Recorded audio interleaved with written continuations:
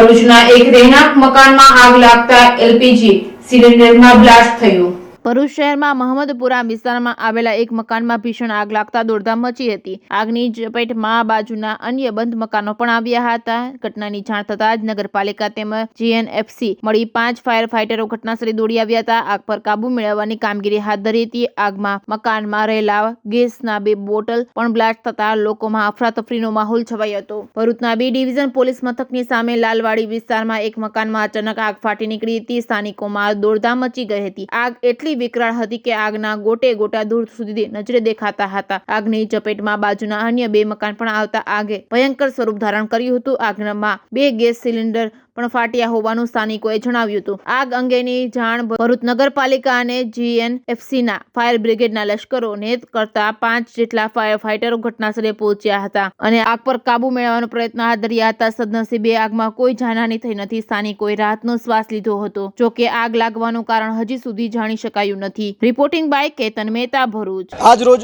ભરૂચ શહેર ખાતે નનુમિયા નાળા વિસ્તારમાં આવેલ મકાનમાં અગમ્ય કારણોસર આગ લાગવાનો બનાવ બન્યો હતો, જેના પગલે ભરૂચ ફાયર બ્રિગેડને જાણ કરાતા ભરૂચ ફાયર બ્રિગેડની 4 ગાડી તેમજ જીએનએફસીની 1 વોટર બાઉઝર સાથે તાત્કાલિક સ્ટાફ ઘટના સ્થળે આવી આગની પરિસ્થિતિને કાબૂમાં કરવાનો પ્રયત્ન કર્યો હતો। આપ જોઈ શકો છો તે મુજબ હાલમાં પરિસ્થિતિ 90% જેટલી કમ્પ્લીટલી કાબૂમાં છે।